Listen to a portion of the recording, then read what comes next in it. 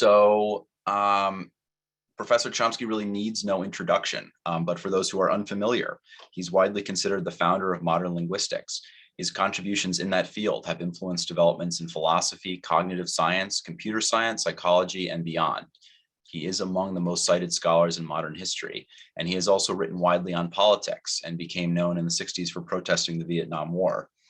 Beginning most prominently with his essay in the New York Review of Books in 1967 titled "The Responsibility of Intellectuals," his political work has challenged the often unspoken assumptions driving American political commentary.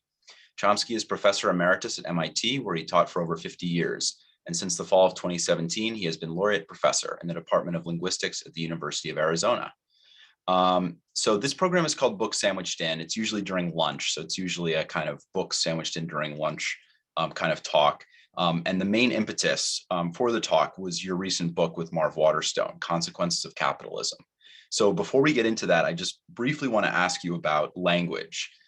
When you were interviewed by the New York Times in 1979, and I hope they quoted you accurately, you were asked whether there's a link between your scientific and political work, and you were quoted as saying there's no direct connection between them, but that perhaps in some measure they derive from certain basic assumptions and attitudes with regard to human nature. Can you expand on what those beliefs are about human nature and its potential, and how you see those qualities indicated in the human capacity for language? Well, there's actually classic discussion of this. So the crucial issue of the crucial element of human language, its most salient element, which was already discussed by Galileo and other great scientists in the 17th century and since, is that language has an inherently creative aspect. Our language capacity enables us to construct infinitely many new thoughts in our minds, and even to convey to others who have no access to our minds what are their innermost workings. Galileo and his contemporaries, many successors, regarded this as one of the most amazing facts about the world altogether.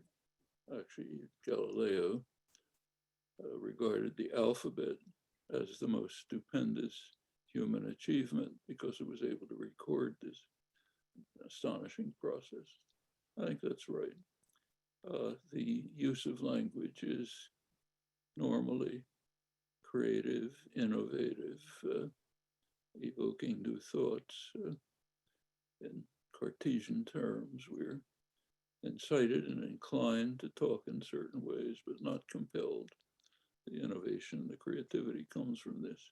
Well, this was linked plausibly to the conception of human freedom, that a fundamental classical liberalism was based on around the same period, some of the same people, like Wilhelm von Humboldt, was based on the assumption that any external infringement on a person's right to the free exercise of his or her abilities is intolerable. In fact, that was the basis for the strong, bitter opposition of the working class in the early Industrial Revolution to the attack on human dignity imposed by wage labor, which they called wage slavery, same conception. So there's that kind of link. It's not a logical link, but it's a link in a kind of conception of the core of human nature. So for the last several years, you've taught this class at the University of Arizona with geographer Marv Waterstone, and the lectures for that class were compiled for the book that I have behind me that hopefully the audience can see, Consequences of Capitalism, Manufacturing, Discontent, and Resistance, published by Haymarket. So the book starts with a discussion of Gramsci's concept of hegemonic common sense and David Hume's observation, which you note that nothing is more surprising, quote, than the easiness with which the many are governed by the few, and the implicit submission with which men resign their own sentiments and passions to those of their rulers, unquote. And you say, you know, this is the case just as much in dictatorships led by force as in countries like the US, where the ability to use force to suppress dissent is relatively limited. In the US, consent has to be engineered, in the words of Edward Bernays. I thought it was also telling you included the 17th century philosopher John Locke, who said, the greatest part cannot know, and therefore they must believe. So I know you've talked about this countless times over the years, but can you give us maybe an example or two of this engineering of consent, maybe its history, if you like, and how it functions? And I'm curious how you see hegemonic common sense in operation today. Well, let's take a look at 9/11, the anniversary of 9/11, coinciding with the anniversary of the invasion of Afghanistan, then Iraq. A ton of commentary about it, of course. Lots of discussion about 20 years and so on. Well, it's pretty obvious that the most important interview that could be presented on the 20th anniversary would be with the person who called himself the decider and was the decider, the person who initiated the war in Afghanistan, quickly transited to the war in Iraq, both devastating for the countries involved and so on. Obvious, isn't it? Well, I managed to ferret out one interview with George W. Bush. It was in the Washington Post, major newspaper, in the style section. It was a story about it was on the 20th anniversary, and it described this lovable, goofy grandpa who has fun with his children and looks at all the portraits he painted of the great men he knew. And there's a side mention of there were these couple of wars, but at least he's not as bad as Trump, who called his opponents evil, and Bush never did that. So it wasn't too bad. A couple million people killed, millions of refugees, 2 countries destroyed, ethnic conflicts, and elicited a spread over the whole region, but he didn't call his opponents evil. So that takes care of the decider. Well, that's, in a way, that encapsulates the nature of the flood of commentary. Ton of material about the cost to us. You know, trillions of dollars spent, American lives lost, what was achieved. There's some side mention that other people didn't do too well either, but that sets up a framework for thinking. And in fact, it's pursued. It's not the first time. The United States didn't invent it. When the British were running the world, they handled it the same way. There are a few people who are saying if you could speak closer to the microphone, that would be helpful. Okay. But I can hear you. You've already covered a lot of things that I wanted to ask about. But one of the questions that I was getting a lot leading up to, questions that people had for you was about the U.S. departure from Afghanistan. Many in the media who didn't seem to comment a lot about what was happening in Afghanistan over the last few years were really upset and frustrated by the departure and by the leaving of U.S. soldiers, and paid a lot of attention to it. And it seemed like it merited attention. But is that the kind of case of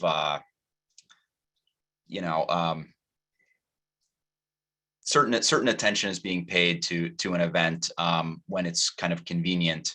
Are you surprised that that Biden actually went through with withdrawing U.S. soldiers? Well, that's a very interesting story.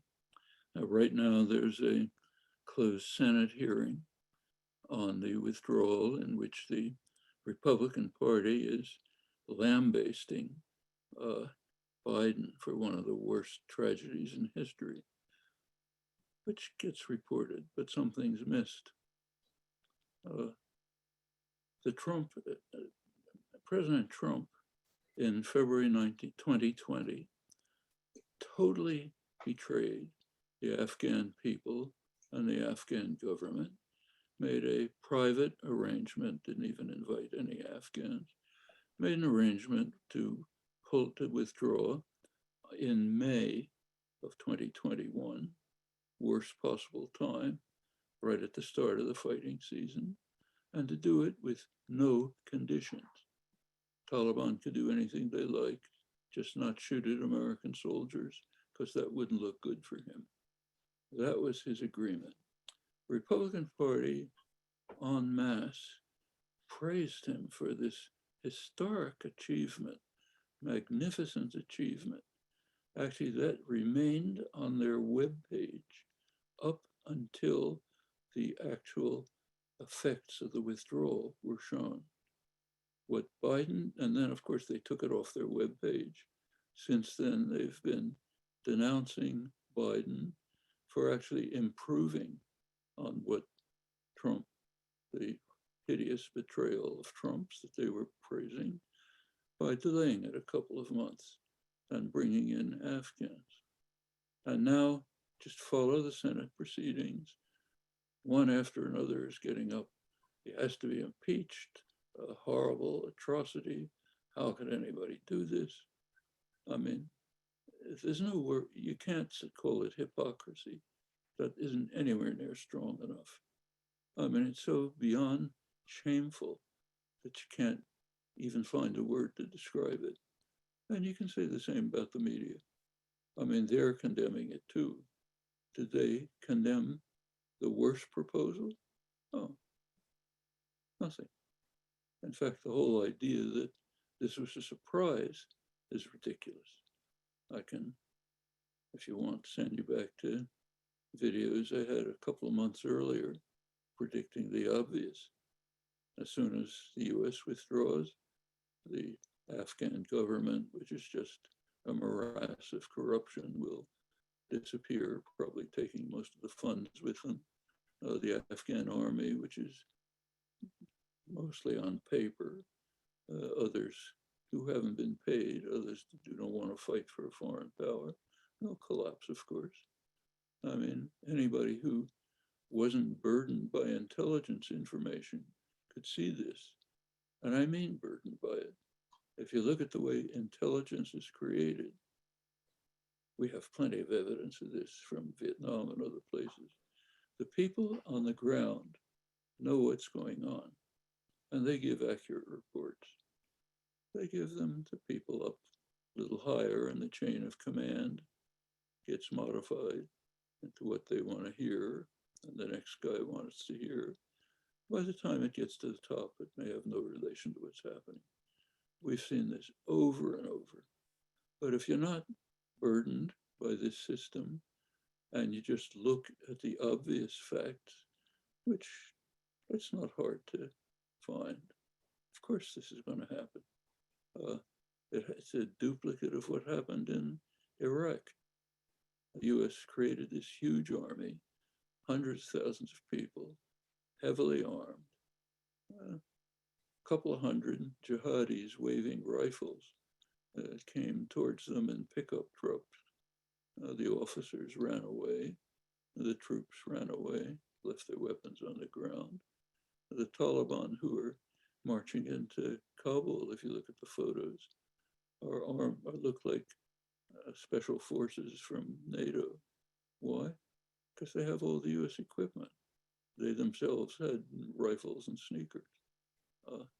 Happens over and over for pretty obvious political reasons.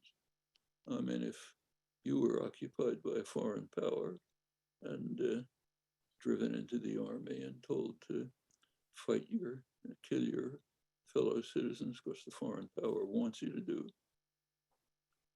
Was that what you would do?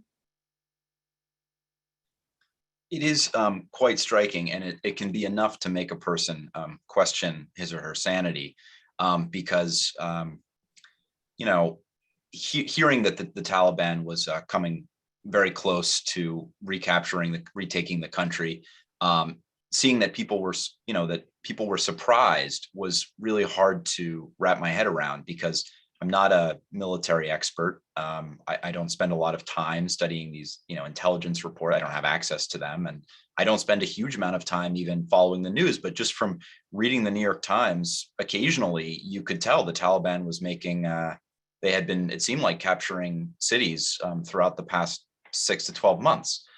So then to hear John Kirby, say a few days before the Taliban takeover that the Afghan army could hold out if they just tried hard.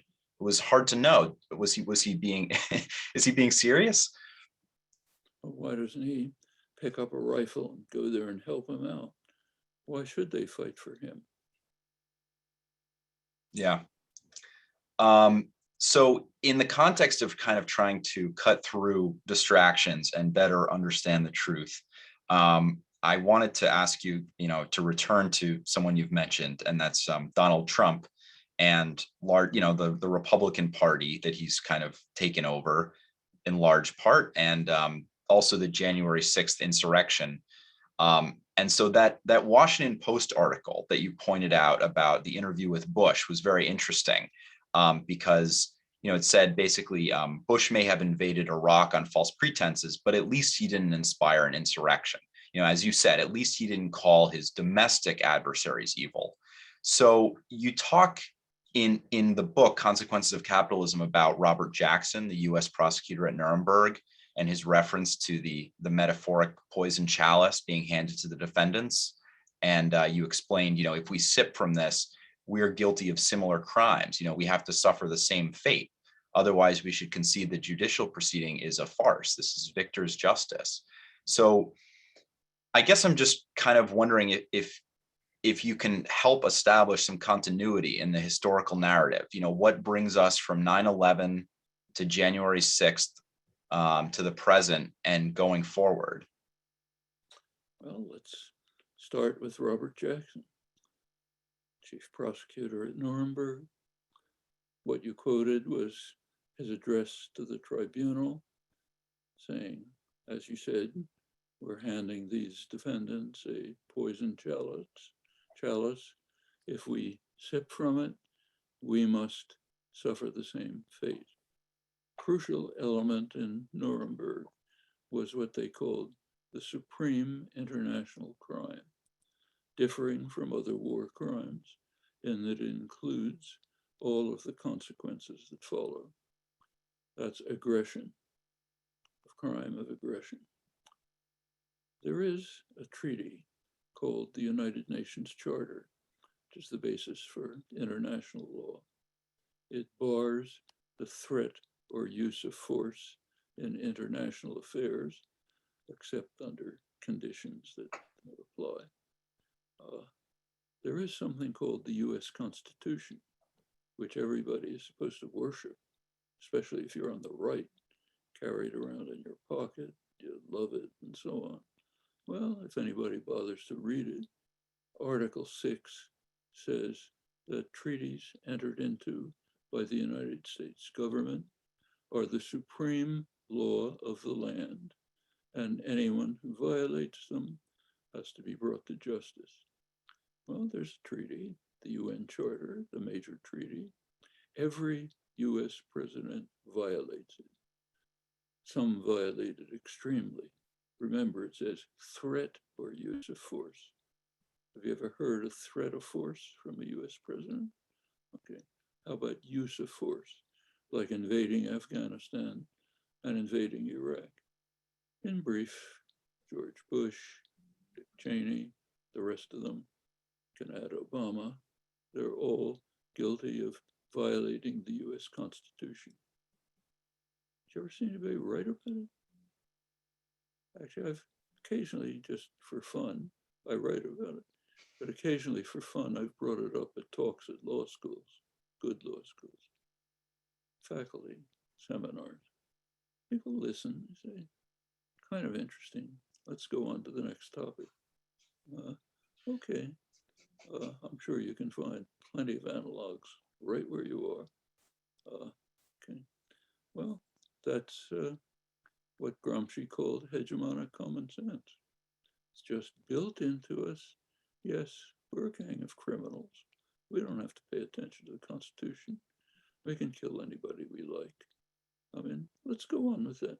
Suppose that Iran right now was carrying out a global assassination campaign in which the leaders sat down every Tuesday morning, read a little bit of the Islamic equivalent of St. Augustine and Just War, and then judiciously decided who they're going to assassinate today.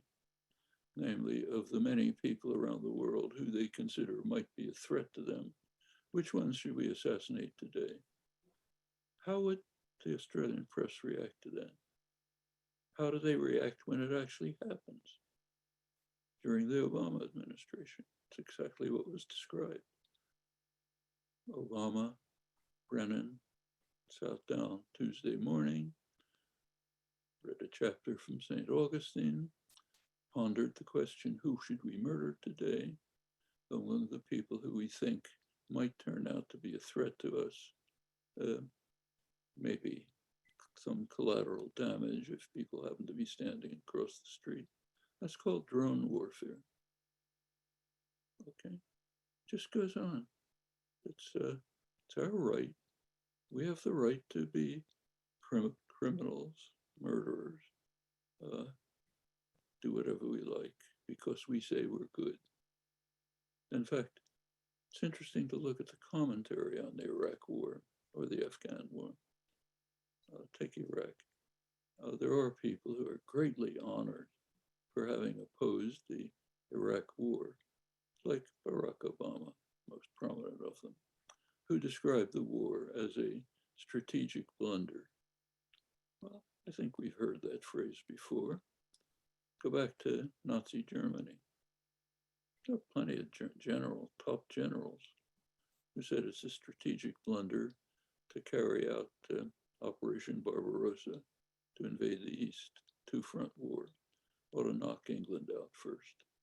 Do we honor them as great heroes? No. If we have, I haven't seen it. In fact, we regard it as criminal. That's them. This is us. Let's take the invasion of Afghanistan. Everyone is supposed to have loved that. In fact, global opinion was mostly against it, but what do they know?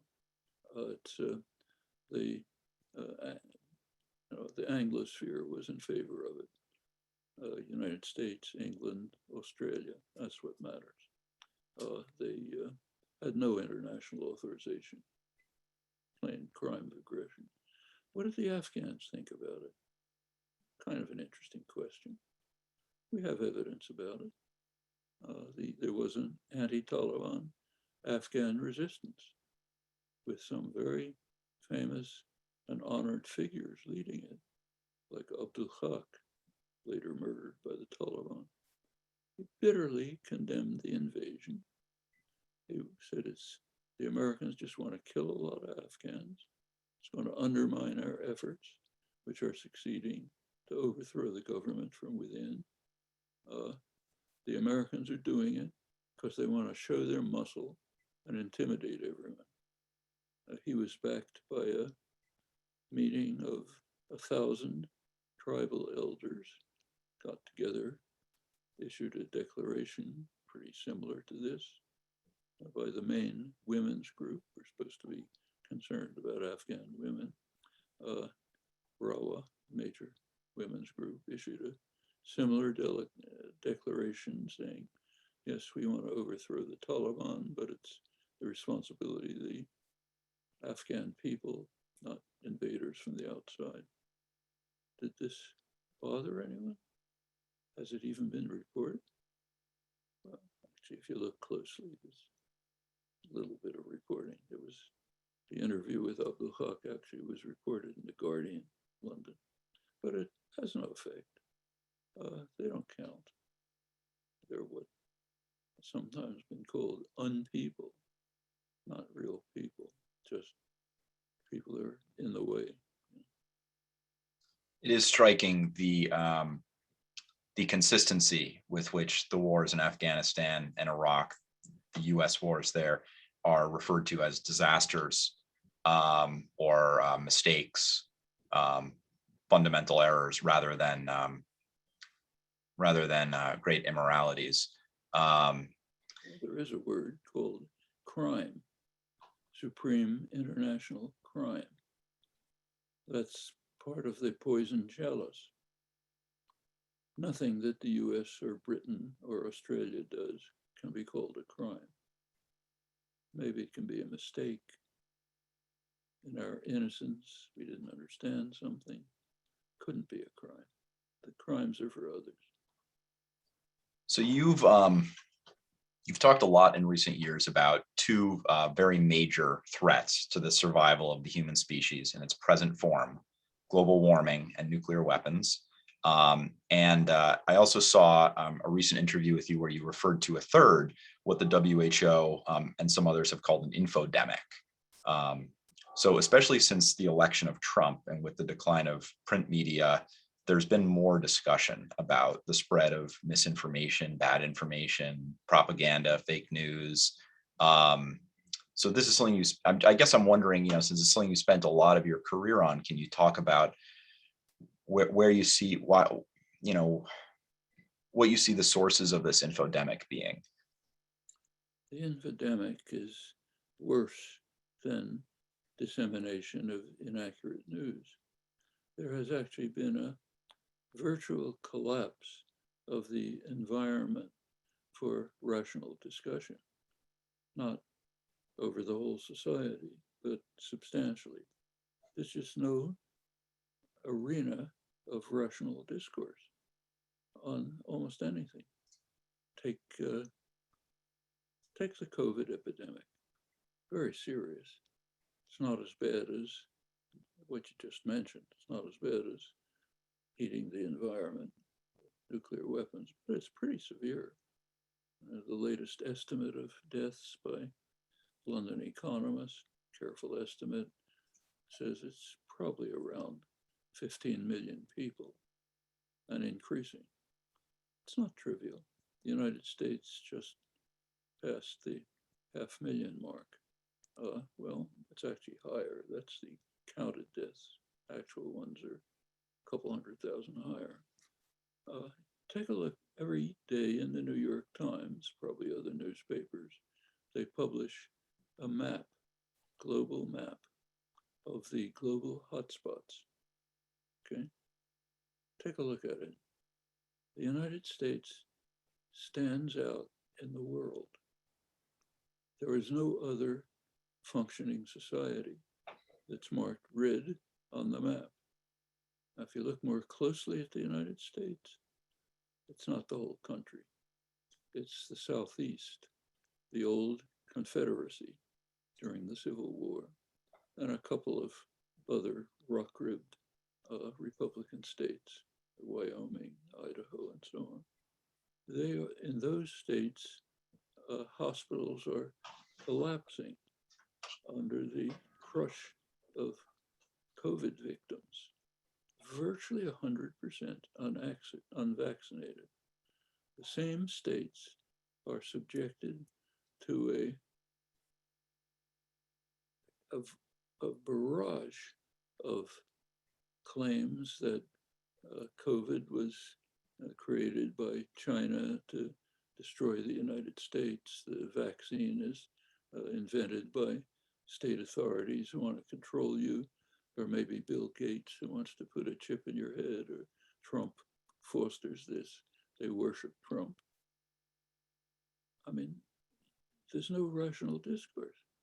And the gap between, this is incidentally a very large, it's probably the base of the Republican Party. Majority of Republicans say they don't want to be vaccinated. It's just a hoax, It's that's take something more serious, destroying the environment. Major poll just came out from Pew Research, major polling agency, in which they asked people, they gave people a choice of 15 serious problems, asked them to rank them in terms of urgency, divided by Republicans and Democrats. Among Republicans, the very last one at the bottom was global warming. At the top was illegal immigrants and the debt. The debt, incidentally, became a problem last November 4th. Up until then, the debt was fine. Republicans were creating it to enrich very rich people, so it was no problem.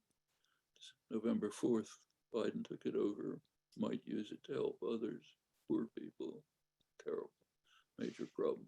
It's not that the people who said that actually believe it. It's that's what they hear in the bubble in which they're contained. You listen to the Murdoch TV station, Fox News, you read the Murdoch press, that's what you hear. And when you're stuck in that bubble, that's what you believe. So the real problems are illegal immigrants, terrible problem. The debt suddenly became a problem. And at the bottom of the list is destroying the environment in which life can be sustained. All of these are signs of the collapse, not only of the arena for rational discourse, but just general social collapse. The social order is collapsing. It didn't just happen by itself. It happened because of a plague that was set in motion 40 years ago. We discuss a lot of it in the book.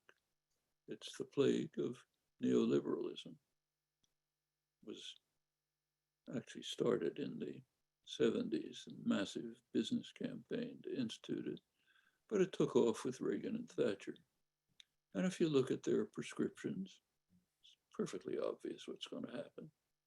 So Reagan's inaugural address said, the government is the problem, not the solution.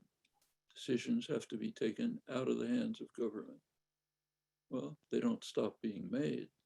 Where are they going to be made? In the private sector. They're going to be made by powerful corporate tyrannies, which is what corporations are, unaccountable to the public. The government, of course, has a flaw.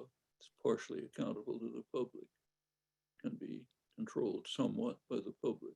Private tyrannies are free, no accountability. Second point was Milton Friedman, the economic guru, who pronounced that corporations have one responsibility to their owners, shareholders, period, and management, nothing else. Corporate rights are a gift from the public.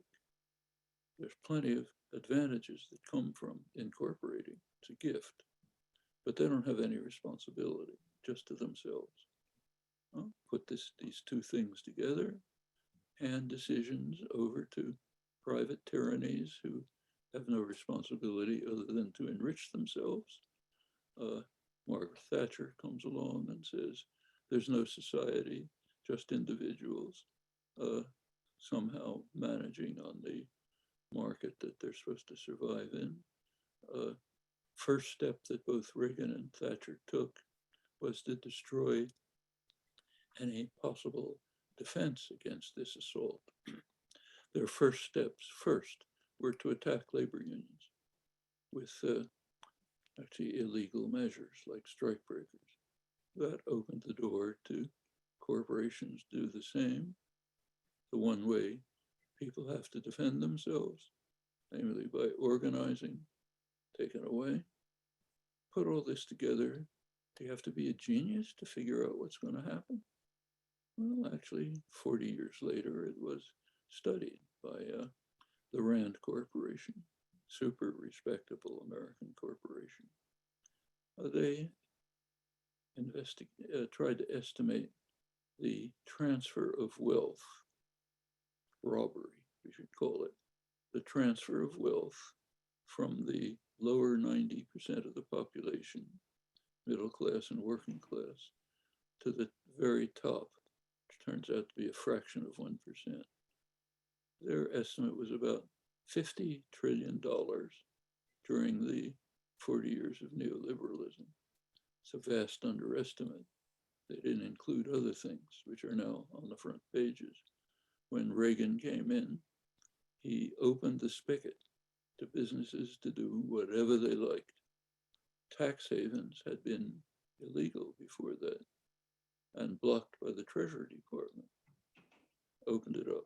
It's probably another tens of trillions of dollars.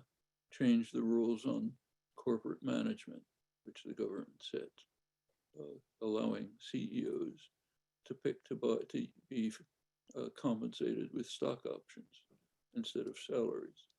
That means anything you can do to raise the stock, like buy back stocks, great. May ruin the corporation, but good for you, get a higher income.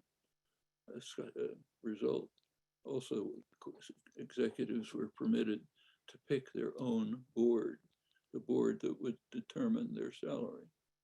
What do you think is going to happen? Okay, just take a look at the figures.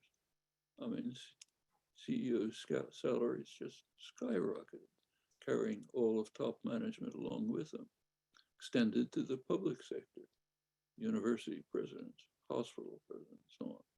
Meanwhile, majority of the population gets by from payday to payday in a precarious existence. It's a major assault on the population, and it's happened all over the world. Australia, Europe, not as severe as the United States, but severe. Effect of that is people are angry, disillusioned, resentful, very easy prey to demagogues of the Trump variety who says, I'll save you, and just distrust for everything. Why should I believe what the Center for Disease Control says about the pandemic? They're probably just run by crooks in Washington, liberal elites. So I don't believe anything they say. So you have a breakdown of the social order. It's happening over much of the world. And it's not hard to trace. So there is, unfortunately, we are still having some problems, people hearing you. And I'm not sure if the problem is it may be on our end, so I apologize. Close as I can be. Thank you. So there's somebody that's asking about wanting to hear your thoughts as they relate to the title of the book, Consequences of Capitalism. What does it mean? And the perennial question, what can be done? And it seems to me that's exactly what you've just been discussing. Is that right? Well, first of all, there are many different kinds of capitalism. It's a very broad concept. Fact of the matter is that the so-called communist states are capitalist. Soviet Russia, communist China, there's different variants of state capitalism. As we discuss in the book, in the West, since the Second World War, there have been two periods, quite different periods, of how the state capitalist system worked. First couple of decades after the Second World War, what was sometimes called regimented capitalism, basically moderately social democratic. In the United States, it's called New Deal. You're not allowed to use the word social in the United States. That's illegal. So it's called New Deal, but it's basically what's called socialist in Europe and most of the rest of the world, banned in the US. And it was a period, the highest growth period in the history of capitalism, egalitarian growth, no financial crises to speak of. Banks were banks, they just served the general public. Taxes on the corporate sector and the wealthy were very high, up to 90%. Very fast and egalitarian growth, plenty of flaws, but it's basically the way it was.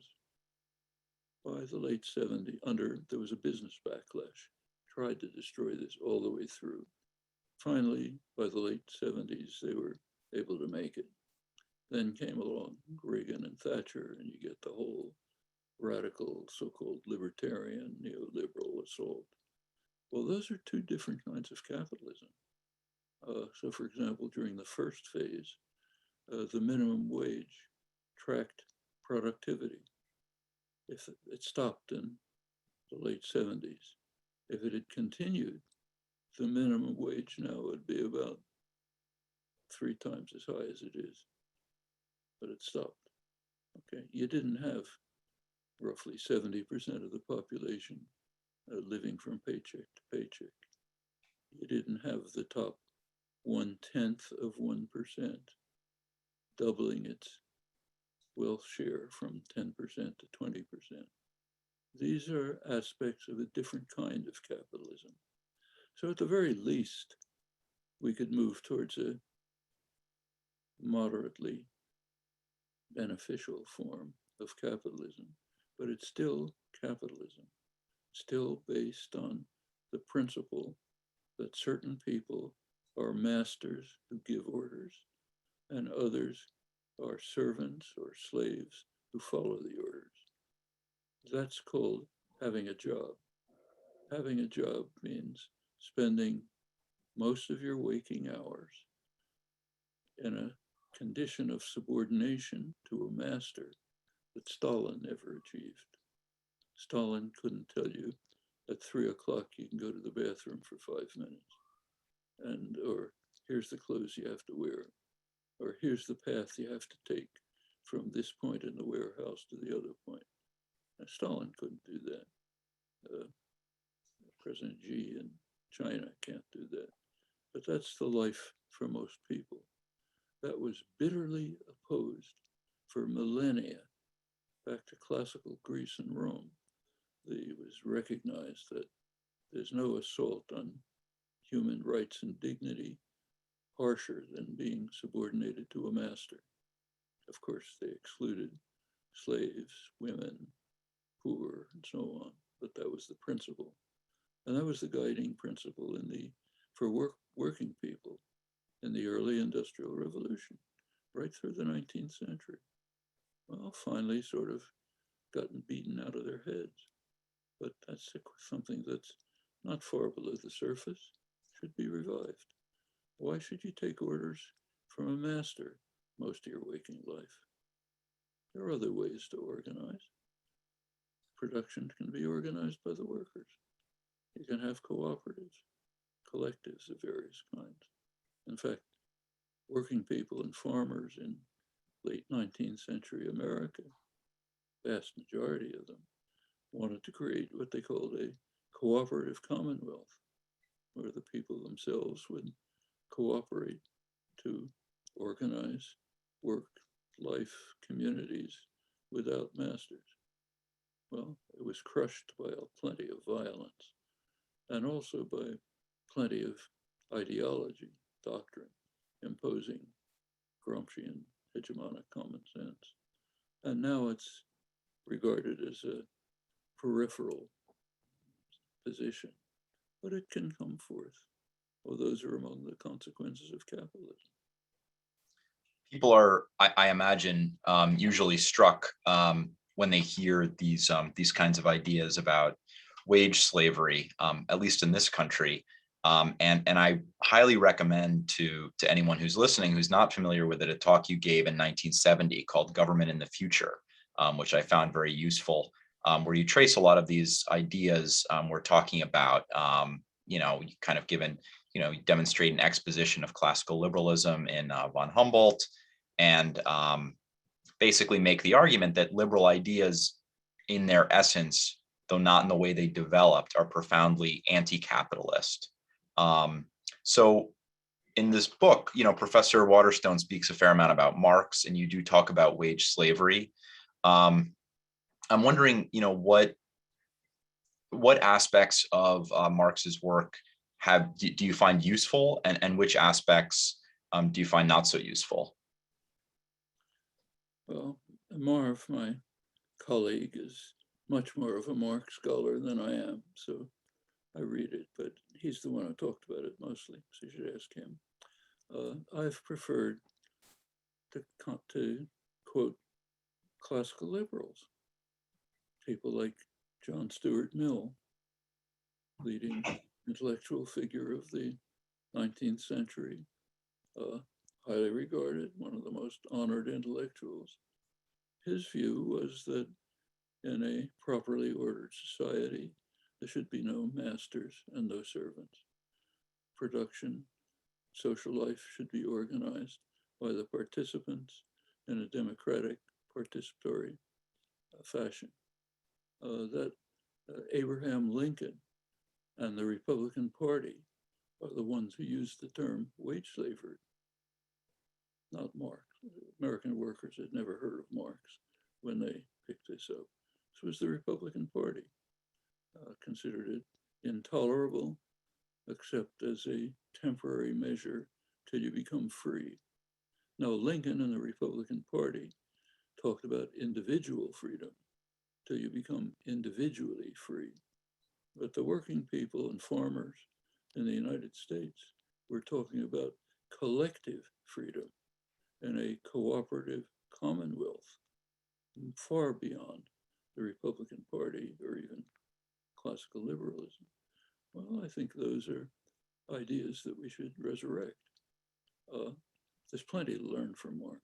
For me, the most, at least personally, the most important parts are the historical analyses, which are pretty insightful. And many of the concepts, fundamental concepts like alienated labor, exploitation, and so on, which incidentally were fairly common coin in the late rationalist, early romantic period. People like Humboldt, for example. For Humboldt, just to pick one of his aphorisms, he said, if an artisan creates a beautiful work on command, we may admire what he did, but will despise what he is, namely a tool in the hands of others. And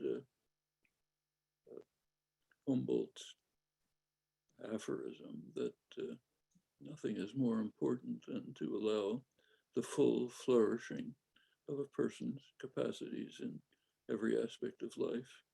That was taken by Mill as the epigraph from On Liberty, his famous work. So this runs right through our own history, right through our own tradition. I quoted Adam Smith repeatedly, who was anti-capitalist in his fundamental sentiments and perspective. So just take a look at the famous words, invisible hand, which you study in every economics class. Do you study the way he used the term? Well, it's pretty easy to find out. He used it twice in any relevant sense, so not hard to find. Once in Wealth of Nations, once in his other major book, Moral Sentiments. In Wealth of Nations, he's discussing international trade. And he says that the merchants and manufacturers of England might make greater profit if they bought from abroad, sold to abroad, but their commitment to their own country would lead them to prefer to invest and produce and consume at home. So as if by an invisible hand, England would be spared to be anachronistic, what we call neoliberal globalization. That's one use. The other use is in Moral Sentiments, where he discusses kind of a thought experiment. What would happen if it's an agricultural country, if one landlord accrued almost all the land to himself? He said, well, it wouldn't matter too much because the landlord, because of his concern for others and his desire to be admired by others, would make sure to distribute his property so that everybody would be pretty well off. So as if by an invisible hand, we would get relative justice. Is that what you're taught in economics classes? Is that capitalist ideology? Not exactly. Those are the two uses. I know, our time here is short, and I certainly don't want to waste it by asking about something that maybe is not all that important. But there's a question submitted by somebody about overpopulation. And I do hear overpopulation written about and discussed occasionally. And a lot of people, some people have asked me personally, do you think it's ethical or moral to have children because of global warming? And my response has always been, well, these having children is natural to human beings, and it's important that we find hope in children. Do you have anything a little more studied than that to kind of say about overpopulation? Do you have any thoughts about it? Well, there's a well-known solution to the problem of overpopulation. Works very well, poor countries and rich countries. It's called education of women. Everywhere where you try education of women, whether in rich countries in Europe, poor countries like the one province of India that's run by the left, Kerala, just poor province, you get a very sharp decline in fertility. If women have choices, understanding, planning, you get lower fertility. Okay, so you want to solve the problem of overpopulation. You don't need force. You just need minimal humanity. Educate women. There's an interesting sideline on this. The right wing claims, I stress claims, to be strongly opposed to abortion. It's a huge issue. Are they opposed to abortion? In fact, they're in favor of abortion, in favor of illegal, harmful abortion. That's the consequence of opposing family planning, contraception, banning legal practices.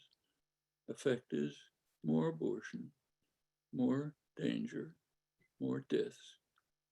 They're not opposed to abortion. And of course, they're also opposed to child welfare. So what happens to the child after he's born to his family?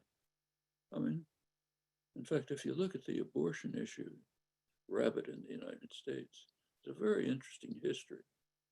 You go back to the 1970s, the right wing was not opposed to abortion. Ronald Reagan, governor of California, passed one of the most strongest pro-choice legislations in the country. George H.W. Bush, the first Bush, strongly pro-choice. Barry Goldwater, the Republican candidate, same. By the 1980s, same people had all become passionately opposed to abortion. What happened? Moral reawakening? Something very simple. Chief Republican strategists, Paul Weyrich, Richard Viguerie, recognized that if they pretend, I stress, pretend to be anti-abortion, they pick up the evangelical vote, huge vote in the United States, and the Northern Catholic vote. Furthermore, it can be a cover for racism.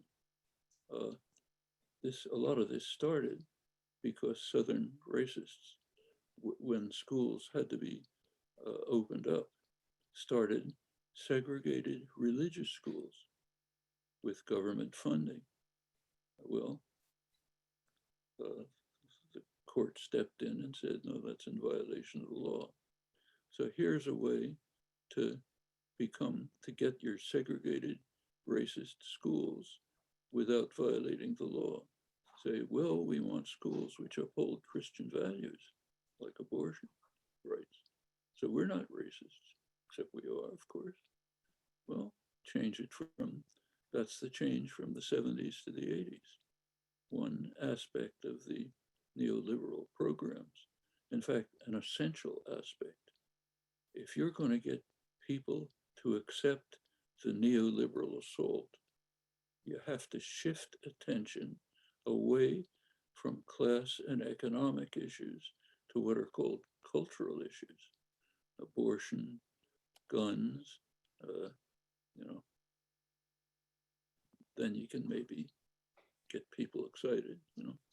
So since we're just winding down here, I just wanted to ask, I don't know if you have time, but yesterday House Democrats announced this plan to raise taxes by more than 2 trillion, but they did not they don't want to institute a wealth tax that Biden and the Senate had favored. So surprisingly, most Americans seem to favor a wealth tax. But clearly the Democrats are, they're not a monolith, but I'm curious how you assess their performance since Biden's election. Well, you have to recognize that 50% of the Senate, which is Republican, are rock solid opposed to anything that might help anyone for very good reasons, strategic reasons. If the Biden administration can do anything positive for the country, he'll get credit for it. And if you want to roar back into power next year and 2025, have to make sure that the country suffers as much as possible. So anything that might help the general population, they're going to block 100%. Now, they've virtually said it in those words. So the question is, what about the other 50%? Well, Republicans have a red line, which they've made very explicit. Nothing in the bill can raise taxes on the wealthy or the corporate sector, period. The one legislative achievement of the Trump administration was a tax scam, which radically reduced taxes on the very wealthy and corporations. And that can't be touched. That's a red line. And a number of the what are called moderate Democrats, meaning right-wing Democrats, go along with that. So you can't touch that. Well, yes, you can't have a wealth tax. You can't have measures which reduce subsidies to the fossil fuel industry. Just think what that means. You read the IPC report that just came out. Can't stop subsidies to the fossil fuel industry. We have to race over the abyss catastrophe in order to ensure more profits to our corporate funders in the next couple of years. Well, put a bunch of these things together. The bill, if any bill passes, probably none, but if any bill passes, it's going to be very watered down. We do have to wind down, and we have tons of questions, and I think that's I hope I said testament to the interest that your work has generated and continues to generate for people. But I just want to encourage people. Noam Chomsky is out there giving talks all the time, giving interviews and writing papers. So please follow him and follow other people who are speaking out. So I just want to thank you so much again for joining us. And my thanks also to everyone who attended. If you like this talk, you can watch other discussions on the New Haven Free Public Library YouTube page. I hope you'll join us for future programs. And there is a quick survey on your way out about that could help us inform programming at the library. So I'd like to give you the last word. It was great to have you here, and we really appreciate it. Thank you. Pleasure. Have a good night.